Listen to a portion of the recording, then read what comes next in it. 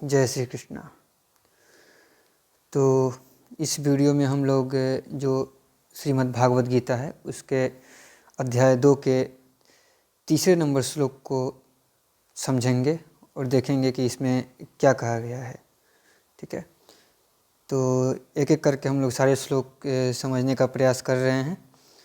तो उसी क्रम में यह हमारा तीसरा श्लोक होगा। तो इस श्लोक में देखते हैं कि ये जो श्लोक है ये वचन भी कृष्ण के द्वारा अर्जुन को संबोधित किया गया है। गीता में अधिकतर वचन वैसे ही होंगे जो कि कृष्ण के द्वारा ही अर्जुन को संबोधित किए जाएंगे। कुछ वचन ऐसे हैं जिसमें अर्जुन ने कृष्ण से कुछ बातें पूछी हैं, लेकिन 85% या 90% केसेस में सारे वचन कृष्ण के ही हैं। ठीक है, तो आज हम लोग जो चैप्टर 2 है उसके तीसरे श्लोक को देखते हैं। तो इस श्लोक में ये कहा गया है कि कैवल्यम सम्मागमः पार्थ न एतत् त्वयि उपपद्यते क्षुद्रम हृदय दौर्बल्यम त्यक्त्वा उत्तिष्ठ परंतप। फिर से एक बार इस श्लोक को देखते हैं कि इसमें क्या कहा गया है। यहाँ पे जो है कि कैवल्यम मा समगमः पार्थ न एतत् त्वयि उपपद्यते क्षुद्रम हृदय दौर्बल्यम त्यक्त्वा उत्तिष्ठ परंतप।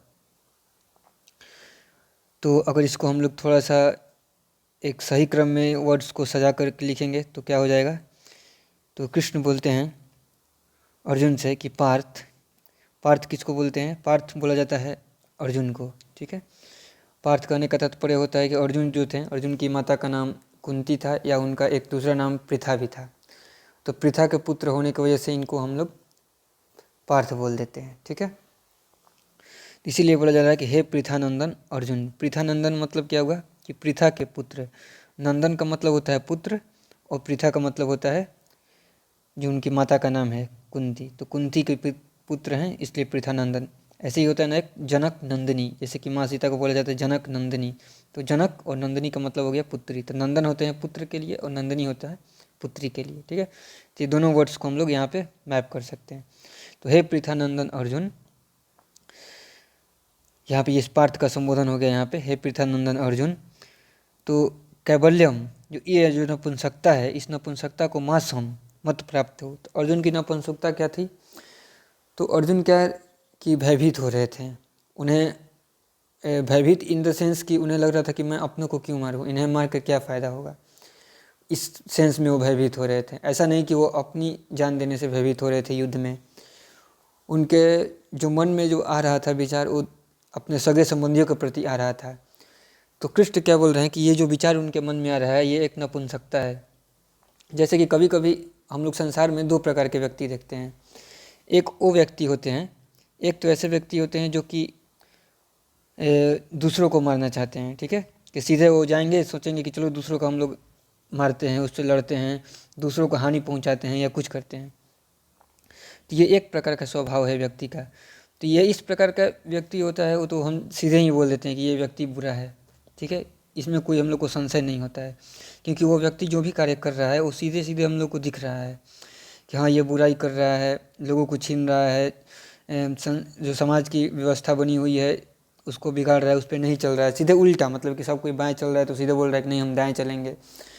तो जो कि बिना लॉजिक के ऐसे ही अपना पर जो सृष्टि का नियम है उसको फॉलो नहीं कर रहा है, उसको डिस्टर्ब कर रहा है। तो इस प्रकार के व्यक्ति तो अज्ञानी होते हैं और सब कोई उसका बहिष्कार करता है क्योंकि वो सीधे दिखते हैं। तो अर्जुन इस प्रकार का कार्य नहीं कर रहे थे। अगर इस प्रकार का कार्य करते हैं तो बहुत ही आसानी हो जाता है उनको कि नपुंसकता को बोलना या कुछ भी। लेकिन अभी जो ये नपुंसकता कृष्ण बोल रहे हैं अर्जुन को, ये तो थोड़ा मुश्किल है, क्योंकि अर्जुन तो खुद के लिए ये कुछ करना नहीं चाहते हैं। वो तो बोल रहे थे कि मेरे को ये सब चीज़ से मतलब नहीं है। वो बोलते थे कि मैं इन लोगों को छोड़ देता हूँ, मार के क्या फ़ायदा है। इसलिए तो कृष्ण इस चीज़ को यहाँ पे समझा रहे हैं कि ये भी एक प्रकार का नपुंसकता है, क्योंकि तुम जो उन्हें समझ रहे हो जिस प्रकार से, क्योंकि वो गलत कर रहे हैं और तुम उनके गलत में साथ देने वाले बन रहे हो, ये दूसरे प्रकार का नपुंसकता है। और उसके लिए अपने आप को श्रेष्ठ बता करके, जैसे कि हम बोलते हैं कि एक आदमी के मन में डर है, वो लड़ नहीं सकता है तो बोल रहा है कि लड़ाई में क्या फ़ायदा है। ये कोई बात हुआ नहीं। अगर आप में शक्ति ही नहीं है लड़ने का और लड़ाई में बोलते हैं क्या फ़ायदा है तो कोई बात नहीं हुआ। लेकिन अर्जुन के पास ये भी बात नहीं था, उनमें तो लड़ने का क्षमता भी था।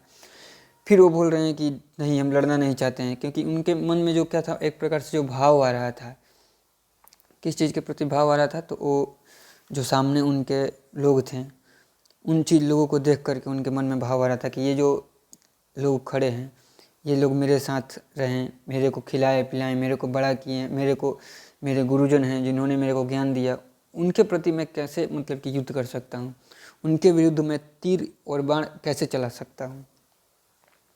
तो इस चीज़ को सोच करके अर्जुन का मन जो है युद्ध से विचलित हो रहा था।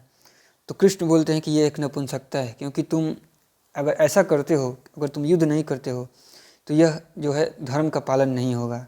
ठीक है, इसलिए यहाँ बता रहे हैं कि गम तोई, जो यहाँ पे है कि गम तोई एतत् न उपपद्यते, यानी कि ये जो चीज़ है, जो ये नपुंसकता है, ये तुम्हारे में बिल्कुल भी उचित नहीं है, तुम में बिल्कुल भी शोभा नहीं देता है, ये चीज़ यहाँ पे बता रहे हैं। तो फिर बोलते हैं कि हे परंतप, इस जो दुर्बलता है इसको छोड़ दो, क्षुद्रम हृदयम दुर्बल्यम, तो ये जो हृदय की दुर्बलता है इसको त्यक्तवा, यानी कि छोड़ करके उत्तिष्ठ, खड़े हो जाओ। क्या करने के लिए खड़े हो जाओ? युद्ध करने के लिए। ठीक है, तो इस पूरे श्लोक का अर्थ हो गया कि हे पृथानंदन अर्जुन, इस नपुंसकता को, जो ये तुम्हारे मन में नपुंसकता व्याप्त हुआ है अपने लोगों को देख करके, इसको छोड़ दो। ठीक है, क्योंकि जो ऐसे छोटी छोटी चीज़ों को देख करके अगर तुम अपना धर्म से, अपने कर्तव्य से विचलित होगे तो फिर जो ज्ञान का स्थापना है वो नहीं हो पाएगा, और लोग भी ऐसे ही विचलित होंगे और फिर सृष्टि चक्र में बाधा उत्पन्न होगा। क्योंकि एक पॉइंट ये है कि सृष्टि का चक्र जो है अच्छे से चलना चाहिए, और दूसरा चीज़ ये है कि हमें परम सुख का प्राप्ति होना चाहिए, और दोनों ही कार्य नहीं हो पाता है ज्ञान के अभाव में। लेकिन अगर ज्ञान मिलता है, जो कि कृष्ण अभी इसको बता रहे हैं यहाँ में, गीता में अर्जुन को बता रहे हैं, तो इस ज्ञान के वजह से, इस ज्ञान से सृष्टि चक्र भी सही से चलता है और हमारा भी परम कल्याण होता है, क्योंकि हम भी समझ जाते हैं कि क्या सही है, क्या हमारे लिए अपने जो मूल तत्व है अपना, उस वहाँ तक हम लोग पहुँच पाते हैं। ठीक है, तो उस चीज़ को ही यहाँ पे कृष्ण जो है अर्जुन को समझाने की कोशिश कर रहे हैं कि तुम जो ये कार्य कर रहे हो, कि युद्ध से भागने वाला जो कार्य, तुम अपने दिमाग में जो बात सोच रहे हो, ये जो है एक प्रकार से नपुंसकता है, और ये अज्ञान से उत्पन्न हो रहा है, अज्ञान से और काम से उत्पन्न हो रहा है। ठीक है, कैसे उत्पन्न हो रहा है ये? क्योंकि अज्ञान उत्पन्न ही वहाँ से होता है, अज्ञान से ही और काम से ही हमारे में नपुंसकता उत्पन्न होता है। अगर कोई व्यक्ति परम ज्ञान को प्राप्त हो जाता है, फिर उसमें, जो कि एक प्रकार से उस ज्ञान को भी समझेंगे, लेकिन गीता के रिस्पेक्ट में हम बोलते हैं कि चलिए जो तत्व के परम ज्ञान को उपलब्ध हो जाता है, वो व्यक्ति नपुंसक हो ही नहीं सकता है। ठीक है, और वो अपने कर्तव्य से कभी विमुख हो ही नहीं सकता है। वो स्वयं भी अपना कर्तव्य करता है, और लोगों को भी अपना कर्तव्य क्या करता है? समझाता है कि ये आपका कर्तव्य है, ये आप इस प्रकार से करें। ज्ञान देता है वो व्यक्ति, फिर अपना कर्तव्य तो खुद समझ जाते हैं, ऐसा मतलब की चीज़ है। कर्तव्य फिर समझाना नहीं पड़ता है। जब एक बार ज्ञान उदय हो जाता है एक मनुष्य में, तो अपना कर्तव्य खुद समझ लेता है कि किस परिस्थिति में क्या कर्तव्य है, क्योंकि हर एक काल में, हर एक जगह पे, हर एक परिस्थिति के अनुसार कर्तव्य अलग अलग होता है। तो इसलिए कर्तव्य समझाना उतना इम्पोर्टेंट नहीं है, कर्तव्य तो फल के रूप में हमें प्राप्त हो जाता है जब हमें ज्ञान उत्पन्न हो जाता है। तो ठीक है, तो जो मेन चीज़ है कि ज्ञान को समझना है, क्या चीज़ है उस चीज़ को समझना है। तो और उस चीज़ को न समझने से ही नपुंसकता, अज्ञान और अकर्तव्य उत्पन्न होता है, जो कि संसार में फिर उसके वजह से फिर लोग रह भी नहीं पाते हैं, एक दूसरे के साथ अच्छे से नहीं रह पाते हैं, घर में अच्छे से नहीं रह पाते हैं, देश में अच्छे से नहीं रह पाते हैं। हमारी इस कर्तव्य का फ़ायदा कुछ लोग उठाने लगते हैं।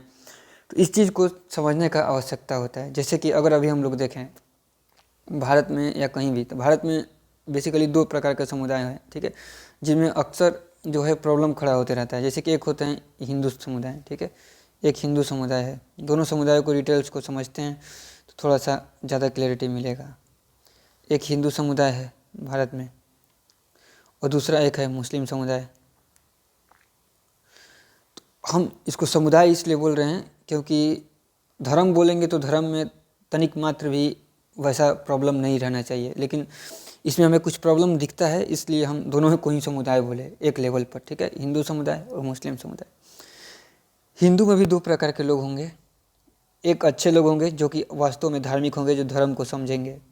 ठीक है, और मुस्लिम में भी और एक 2 प्रकार के लोग होंगे, तो उसमें भी एक होंगे जो कि धार्मिक होंगे। ठीक है, तो ये धार्मिक होंगे हिंदू के, मतलब कि ये अच्छे लोग होंगे, और एक बुरे लोग होंगे जो कि नपुंसक, जिसको कृष्ण यहाँ पे संबोधित कर रहे हैं। एक प्रकार से अर्जुन की नपुंसकता उतना भी नहीं है जितना कि मैं यहाँ पे संबोधित करने जा रहा हूँ, ठीक है। तो इस चीज़ को समझना है, लेकिन उसी को क्रम में आगे पीछे होते रहता है। तो एक बुरे लोग होंगे और एक यहाँ पे बुरे लोग होंगे जिनको धर्म का ज्ञान नहीं होगा। तो यहाँ पे हम चारों को कैटेगरी बांट देते हैं, A1, A2, B1, B2। तो जो A1 लोग हैं और B1 लोग हैं, A1 हिंदू हैं, B1 मुस्लिम है, लेकिन इन दोनों में कभी कोई भेद नहीं उत्पन्न हो सकता है, क्योंकि दोनों परम ज्ञान को उपलब्ध हो जाते हैं। जैसे कि मुस्लिम में कोई सूफ़ी फ़कीर हो गए, एग्जाम्पल के लिए नाम दे देते हैं, जैसे कबीर हो गए, और भी मतलब कि जैसे कि हम जो जानते हैं, जितना पढ़े लिखे देखे तो नहीं हैं, फिर भी उनके वचनों से हमें मालूम चल जाता है, ठीक है। सब कोई को देख पाए ऐसा संभव ही नहीं है, इस सत्य को तो स्वीकारना ही होगा। ज्ञान को अनुभव किया जा सकता है, ज्ञानी लोगों के स्थिति को अनुभव किया जा सकता है कि किस स्थिति में होंगे, उनके बातों को समझ करके। अपने मिसाइल मैन हो गए, तो ये सब लोग का अगर वास्तविक में देखा जाए तो ये जन्म तो मुस्लिम समुदाय में लिए, लेकिन वास्तव में वो धार्मिक आदमी थे, क्योंकि धर्म को और कर्तव्य को समझते थे। उसी प्रकार से हिंदू में भी बहुत लोग हो गए हैं जो धर्म को कर्तव्य को समझ रहे हैं। तो जैसे कि स्वामी विवेकानंद हो गए हैं, बहुत सारे लोग हैं, करंटली में भी बहुत सारे लोग हैं। तो लोग जो हैं समझते हैं, तो इनमें कोई भेद नहीं उत्पन्न होता है। ये दोनों ही ईश्वर तत्व को भी अच्छे से समझते हैं, संसार के तत्व को भी अच्छे से समझते हैं, और चूँकि ये ईश्वर तत्व को, परम ज्ञान को अच्छे से समझते हैं, तो संसार में ये प्रेम पूर्वक रहते हैं, कोई दिक्कत नहीं है। लेकिन कुछ लोग होते हैं, हिंदू में कुछ बुरे लोग होते हैं, मुस्लिम में भी कुछ बुरे लोग होते हैं।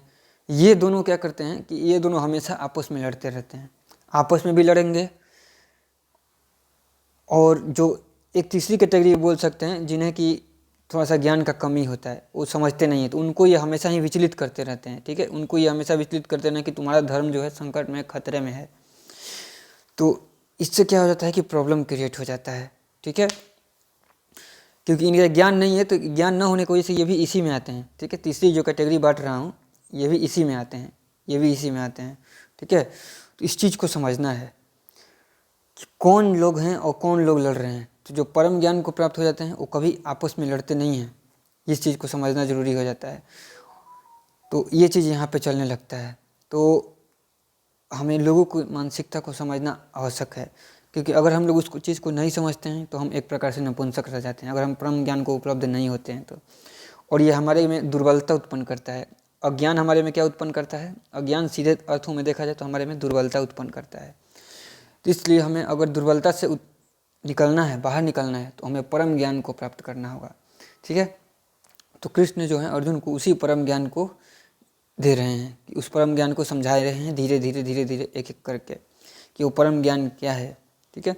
तभी जाके, और उस परम ज्ञान को सबको समझना होगा। ये बुरे लोग, ऐसा नहीं है कि बुरे लोग उस परम ज्ञान को नहीं समझ सकते हैं, अगर समझना चाहें तो समझ सकते हैं, क्योंकि बुराई से किसी का कल्याण नहीं हो सकता है। बुराई से चक्र, अगर हम सोचें कि सब कोई बुरा हो गया, तो क्या सृष्टि एक क्षण के लिए भी चल सकती है? नहीं चल सकती है। बुरे लोग में भी अभी कुछ तत्व बाकी रहता है। कुछ लोगों को हम देखते हैं कि बुरे हो जाते हैं, बहुत ज़्यादा बुरे हो जाते हैं, तो उन्हें वो बिना माने मतलब कि हर जगह प्रॉब्लम क्रिएट करते हैं, बिना मतलब के, बिना किसी लॉजिक के हर जगह प्रॉब्लम क्रिएट करने लगते हैं, क्योंकि वो उनके तत्व, उनके अंदर में जो ज्ञान होता है वो पूरी तरीके से एक प्रकार से ढक जाता है। ज्ञान कभी समाप्त नहीं होता है, सिर्फ ढक जाता है, ठीक है। गीता में हम लोग आगे समझेंगे कि जो मनुष्य के अंदर का जो ज्ञान है वो कभी समाप्त नहीं हो जाता है, सिर्फ क्या हो जाता है? ढक जाता है, ठीक है। एग्जाम्पल आएगा आगे में, जिस प्रकार से जब एक कोई भी चीज़ अगर बोल सकते हैं, कैसे घर बना देने से वस्तुएं घर के अंदर में ढक जाती है, उसी प्रकार से ज्ञान भी अंदर में ढक जाता है और हमें दिखता नहीं है, ठीक है। तो उस चीज़ को हमें समझना होगा, तो बाद में अभी आएगा तो उस चीज़ को वहाँ पे हम लोग समझेंगे, क्योंकि ज्ञान कभी खत्म हो नहीं सकता है। ज्ञान ही अपने आप में एक प्रकार से समझ सकते हैं कि ईश्वर का रूप है, तो ख़त्म हो जाए ये संभव नहीं है, ठीक है। तो ये चीज़ है यहाँ पे।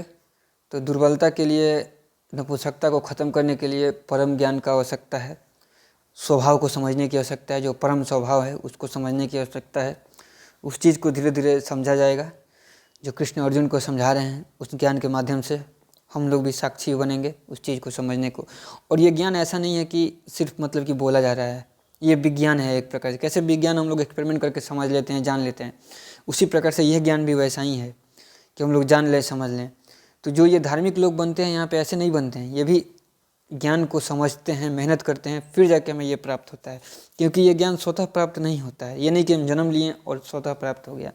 हमें मेहनत करना होगा, और बिना इस ज्ञान को प्राप्त किए सुख का कोई उपाय नहीं है। सुख का या कहें अथवा आनंद का कोई उपाय नहीं है, अन्यथा सुख दुख का चक्र भी चलते रहेगा, आनंद प्राप्त नहीं होगा। इसलिए इस ज्ञान को प्राप्त करना परम आवश्यक है। हर धर्म अपने अपने अर्थों में उसी परम ईश्वर की तरफ बढ़ने की कोशिश करते हैं। ये कोई भी ऐसा धर्म नहीं है जो ना बढ़ने की कोशिश करता हो। तो उस चीज़ तक कैसे बढ़ा जा रहा है, इस चीज़ को देखना आवश्यक है। ठीक है, तो अभी के लिए तो ये तीसरा श्लोक ही ठीक है। आगे हम लोग चलेंगे तो नेक्स्ट वीडियो में हम लोग श्लोक संख्या 4 पे चलेंगे। तो जय श्री कृष्ण।